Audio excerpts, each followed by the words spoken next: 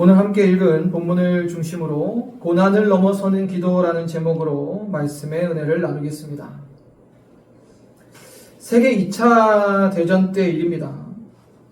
프랑스가 독일 나치 군대에 패해버리자 영국은 그들을 구원하기 위해서 29만이라는 대군을 파병합니다.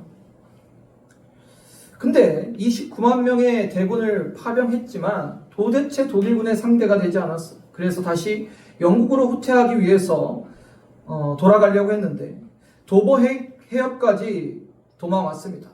그때 히틀러는 베들린에서 그 도망하는 영국 군인들을 아주 전멸시켜버릴 것을 명령합니다.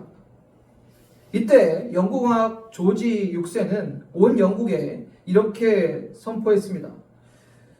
우리가 하나님께 기도하자. 영국 군대를 살려달라고 기도하자고 기도의 날을 선포합니다.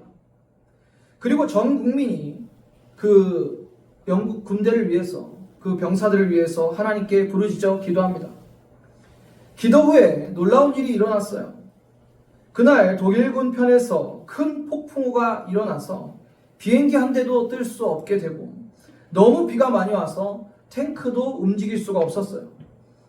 그러나 영국군이 있는 도보 해협은 어찌나 잔잔하고 고요한지 거울같이 맑아서 수많은 배가 29만 명의 영국 군대를 무사히 영국까지 옮길 수 있었습니다.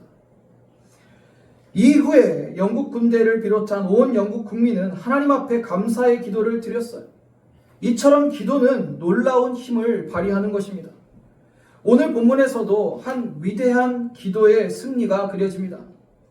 이는 고난을 넘어서는 기도가 있었기 때문입니다. 히스기야 왕과 선지자 이사야는 사람이 도저히 감당할 수 없는 위기와 고난 앞에서 함께 하늘을 향해서 부르짖어 기도합니다. 그런데 이러한 간절한 기도에 앞서서 고난이 먼저 히스기야 앞에 찾아옵니다. 그 기도하는 과정은 쉽지 않았어요. 하나님께서 히스기야에게 고난을 허락하사 믿음의 연단의 과정을 겪게 하십니다. 고난을 넘어서는 기도가 나오기까지 그가 어떠한 과정을 겪었는지 오늘 말씀을 통해서 함께 확인해 보고자 합니다. 첫 번째는 성숙의 과정이에요. 먼저 본문의 배경은 아수르의 왕 사네립이 예루살렘에 침략합니다. 그리고 히스기야를 공격한 내용이 기록되어 있어요. 역대기와 평행 본문인 열왕기를 비교하면 그 차이가 조금 있어요. 역대기와 열왕기 모두 아수르의 침략을 나라의 풍전등화의 위기라고 기록하고 있는데 또한 그 위기 가운데 하나님께서 도우시고 그들을 구원하셨다는 사실을 기록하고 있습니다. 그러나 열왕기에는 2배 정도의 많은 양으로 본문의 내용을 자세히 기록했어요. 역대기에는 일부 생략된 부분들이 있습니다.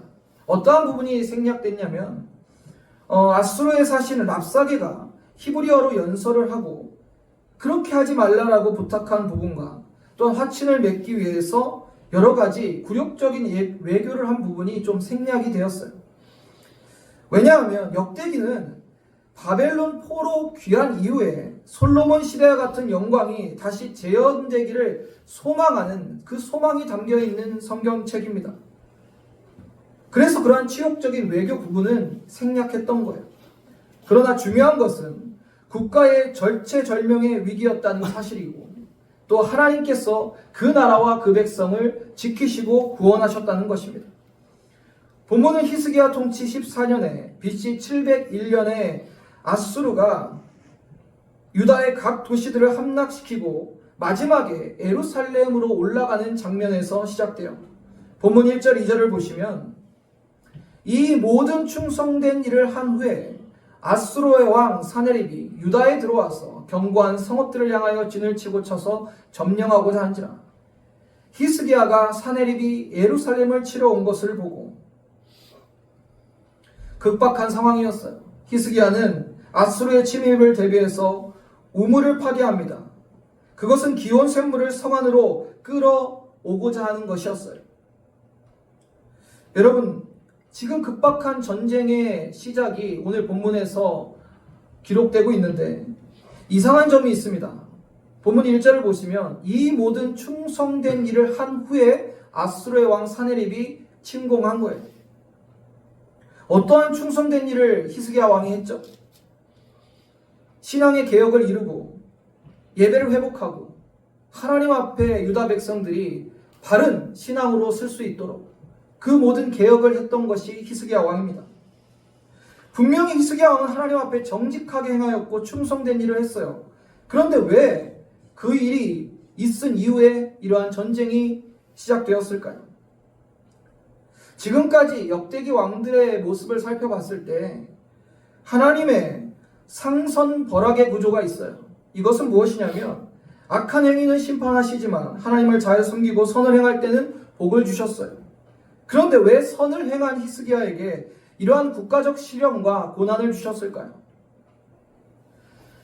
히스기야는 유월절을 회복하고 제사 제도를 정비하고 훌륭하게 종교 개혁을 수행했어요. 그런데 그의 마음 중심도 하나님 앞에 잘 향해 있었어요. 그러나 하나님 보시기에 히스기야 왕에게 아직 부족한 부분이 있었어요. 또한 아직 완전하게 우상을 떠나지 못한 백성들의 모습도 있었습니다. 그러기에 하나님께서는 히스기야와 그 백성들의 신앙의 성숙을 위해서 이러한 고난을 허락하신 것입니다. 이 고난은 하나님께서 믿음의 성숙을 위해 허락하신 거예요. 사랑하는 성도님들, 성도들에게 다가오는 고난은 꼭 나쁜 것만이 아닙니다. 우리는 고난을 통해서 믿음의 성숙을 이루게 돼요. 기도하게 되고 또 하나님의 능력을 경험하게 됩니다. 시편 119편 71절 함께 읽어볼까요? 시작. 고난당한 것이 내게 유익이라. 이로 말미암아 내가 주의 율례들을 배우게 되었나이다. 베드로전서 1장 6절에서 7절도 함께 읽어보겠습니다. 그러므로 너희가 이제 여러 가지 시험으로 말미암아 잠깐 근심하게 되지 않을 수 없으나 오히려 크게 기뻐하는도다. 너희의 믿음의 확실함은 불로 연단하여도 없어질 금보다 더 귀하여 예수 그리스도께서 나타나실 때 칭찬과 영광과 존귀를 얻게 할 것이니라. 아멘. 시련과 고난을 좋아하는 사람들은 없지만 우리 예수를 믿는 저와 여러분은 그 시련과 고난을 넘어서는 기도를 주께 드릴 수 있어야 됩니다. 내게 시련과 고난이 없으면 주님을 그렇게 간절히 찾고 의지하는 기도가 우리 입술에서 나오지 않아요. 때때로 하나님께서는 우리에게 그러한 기도를 원하시기에 시련과 고난도 허락하시는 것입니다. 그리고 그것으로 끝나는 것 아니라 그 고난 넘어서서 하나님께서 우리에게 주시는 은혜와 축복을 또한 준비하고 계세요. 여러분, 북한의 지하교회 성도들이 당하는 고난은 우리가 상상할 수 없는 고난이에요. 극심한 핍박을 당하고 있습니다. 그들이 예배를 드리다 발각되면 죽음을 당하게 되고 성경을 소지해도 죽게 됩니다. 예수를 믿는다는 사실이 발각되기만 해도 죽게 됩니다. 북한에서 중국으로 탈북한 지하교회 성도들은 중국의 선교사님들한테 이렇게 부탁을 한다고 합니다. 성경을 가르쳐 주세요. 우리는 우리의 자유를 위해서 탈북한 것이 아닙니다.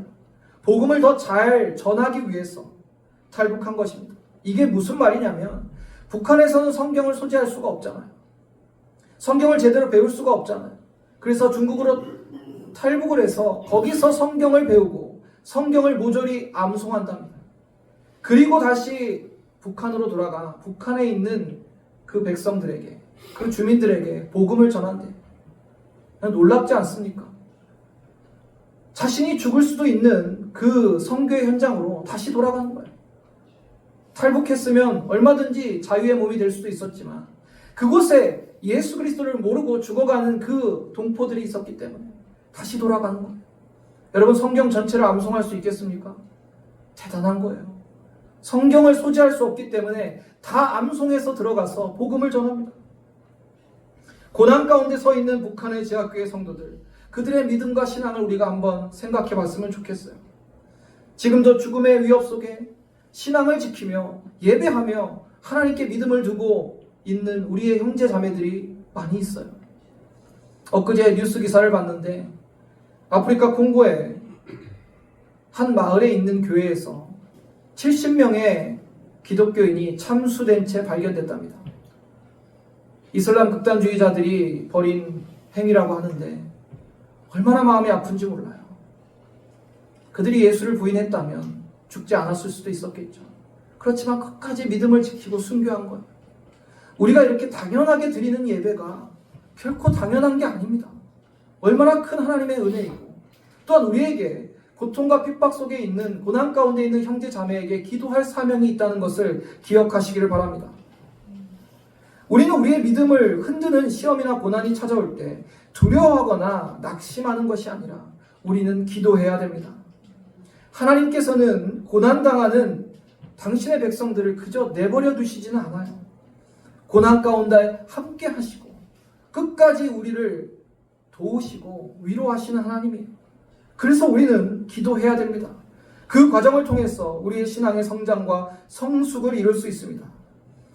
우리 고난과 시련 가운데 그 끝에는 하나님의 놀라운 은혜와 축복이 기다리고 있습니다. 고난의 문제를 넘어서서 신앙의 성숙을 이루어가는 저와 여러분 되기를 주님의 이름으로 축원합니다. 두 번째로, 오직 주만 바라보는 과정이었어요. 아수르의 침공 이후에 히스기야는 여러 방비를 합니다. 수로를 연결해 물도 확보하고 무너진 성벽도 보수하고 망대를 쌓고 백성들의 마음도 다스렸어요. 그는 지도자로서 할 수 있는 모든 조치를 해나갑니다. 히스기야는 그 전쟁의 급박한 상황에서도 그가 할 수 있는 최선을 잘 대응했습니다.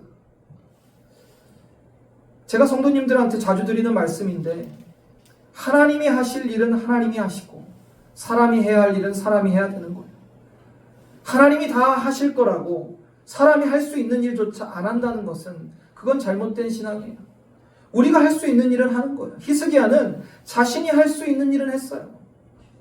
하나님께 기도하는 사람이었지만 자신이 할 수 있는 최선의 방비를 하고 물도 확보하고 성벽도 보수하고 백성의 마음도 다스렸습니다. 그런데 아수르의 힘은 너무나 막강했어요. 히스기야를 비웃듯이 예루살렘을 다 에워싸고 백성들을 조롱하고 위협합니다. 서두에 말씀드렸듯이 이 유다 나라는 아수르의 침공 앞에서 굉장히 굴욕적인 외교를 하게 됩니다. 치욕적인 외교입니다.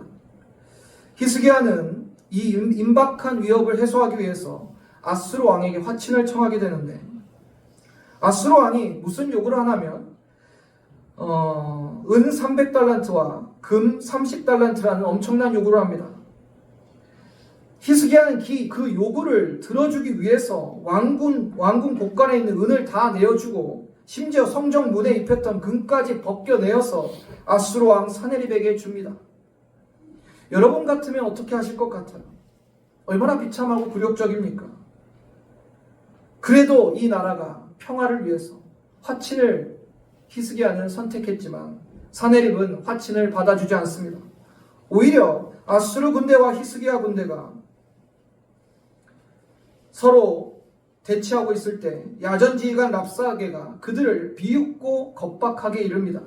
본문 15절을 보면, 그런즉 이와 같이 너희는 히스기야에게 속지 말라, 꾀임을 받지 말라, 그를 믿지도 말라. 어떤 백성이나 어떤 나라의 신도 능히 자기의 백성을 나의 손과 나의 조상들의 손에서 건져내지 못하였나니 하물며 너희 하나님이 너희를 내 손에서 건져내겠느냐 하였더라.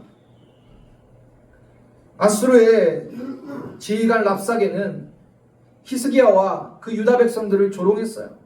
야, 유다 백성들아, 히스기야 왕 말 믿지 마. 지금까지 어떤 백성도 어떤 신도 내 손에서 구원을 받고 건져냄을 받은 자가 없다는 거예요. 다 내가 쓸어버렸다는 거예요. 그런데 너희 하나님이 너희를 내 손에서 건져내겠느냐라고 조롱하고 있는 거예요. 본문 16절을 또 보시면 사네립의 신하들도 더욱 여호와 하나님과 그의 종 히스기야를 비방하였습니다. 아수르의 사네립의 신하들까지 다 합세해서 여호와 하나님과 그의 종 히스기야를 비방했어요. 조롱했어요. 그리고 이 랍사게는 히스기야 왕과 유다 백성들을 향하여 히브리어로 연설을 하는데 그 내용을 요약하면 이렇습니다. 하나님께서 유다를 아수르의 손에서 구원하실 것이라는 것은 하나님의 이 히스기야의 말은 속임수다. 유다의 군사력은 아수르의 세력 앞에서 무용지물이다. 그동안 무수한 나라가 아수르에게 굴복했다. 그 나라 어떤 신도 그들을 돕지 못했다. 따라서 유다가 의지하는 하나님도 아수르의 손에서 구원할 수 없을 것이다. 유다 백성들은 더 이상 히스기야의 속임수에 넘어가지 말고 투항해라. 얼마나 가슴이 미어지는 장면이에요. 이렇게 소리치는 랍사게에게 왕국 책임자인 엘리야김과 서기관 셈나와 사관 요아가 가서 부탁을 합니다. 어떤 부탁을 하냐면 백성들이 알아들으니까 유다 말로 하지 말라는 거예요. 히브리어로 연설하지 말라는 거예요. 랍사게는 아랑곳하지 않고 더 큰 소리로 말합니다. 열왕기하 18장 28절 29절을 보면 랍사게가 드디어 일어서서 유다 말로 크게 소리질러 불러 이르되 너희는 대왕 아수르의 왕의 말씀을 들으라. 왕의 말씀이 너희는 히스기야에게 속지 마라. 그가 너희를 내 손에서 건져내지 못하리라. 히스기야와 그 백성들이 할 수 있는 모든 것을 다했지만 결국 실패하고 랍사게와 사네립의 부하들의 조롱과 비방만 받게 되었습니다. 이러한 상황에서 히스기야 왕은 무엇을 했을까요? 그는 드디어 옷을 찢고 베옷을 입고 여호와의 전에 들어갑니다. 여기가 본문의 핵심이에요. 열왕기하 19장 1절에 보면 히스기야 왕이 그 얘기를 듣고 그 옷을 찢고 굵은 배를 두르고 여호와의 전에 들어가서 하나님 앞에 이제 엎드린 거예요.